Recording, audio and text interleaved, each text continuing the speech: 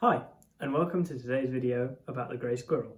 To provide some context, let me take you back to 18th century England, when wolves still hunted on the plains of Georgian England, large copper butterflies were still flying around, common tree frogs hadn't croaked yet, forgive the pun. Before the 18th century, many species like bears, lynx, bison, and many beetles, amphibians and reptiles had already been eliminated from Britain's wildlife list. Remember all those species I mentioned earlier? Yeah, well, you guessed it. In subsequent years, they also went extinct in the UK. But today, I'm talking to you about a species that's still around today, only just clinging on. But in 18th century England, it was the only species of squirrel that we had, the red squirrel. Red squirrels, Squirrels vulgaris, are generally smaller than their cousins the grey squirrel, Squirrels carolinensis. And they have the same diet, the same-ish habitat, and they enjoy the same lifestyle. So why can't they coexist? Let's have a look into that.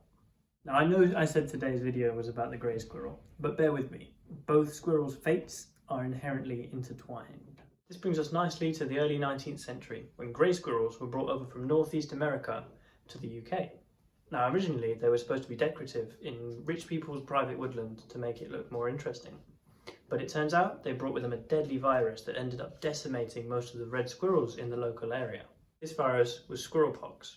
And Squirrel Pox does nasty things to red squirrels. It's thought that grey squirrels became immune after years and years of exposure to the virus. But red squirrels, they get scabbing, they get scars, they get discharge, they get swelling, and they get lethargic in the end, and it's just a nasty drawn out death for the poor little red squirrel. The Squirrelpox virus is transmitted through touch and contact with infected animals, so reds can pass it to other reds if they're infected, and greys can pass it to red squirrels as well. It is also thought that infected feeders that are shared between grey and red squirrels can pass the virus on. As if that wasn't enough, red squirrels and grey squirrels compete for food and habitat. And grey squirrels are larger, as I said, so have more success, and they're capable of living in higher concentrations in smaller areas of the woodland.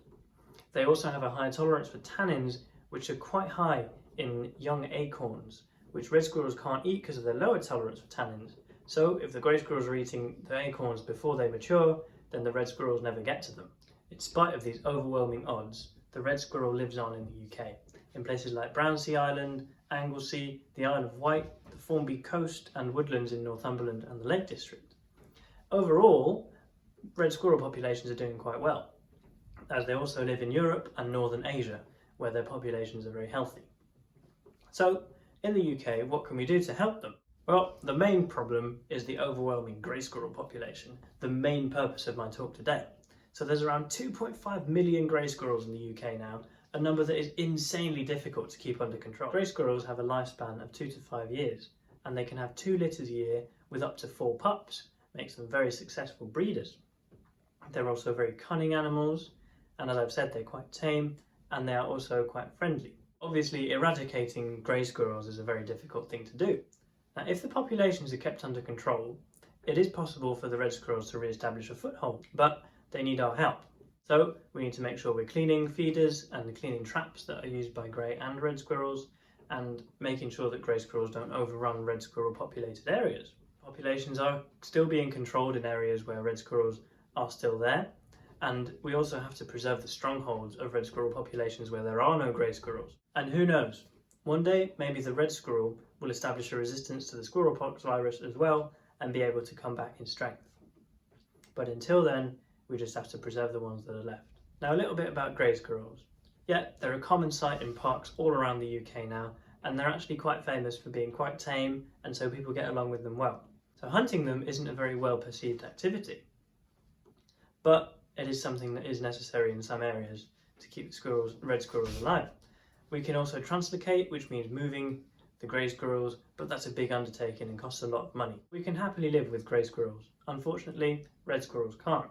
So I guess we just have to admit that grey squirrels have won most of the country, so Squirrels carolinensis is now our main squirrel population, but we have to keep looking out for our little red friends. If you enjoy an invasive species awareness week so far, check in tomorrow and join Sophie for a video on lionfish.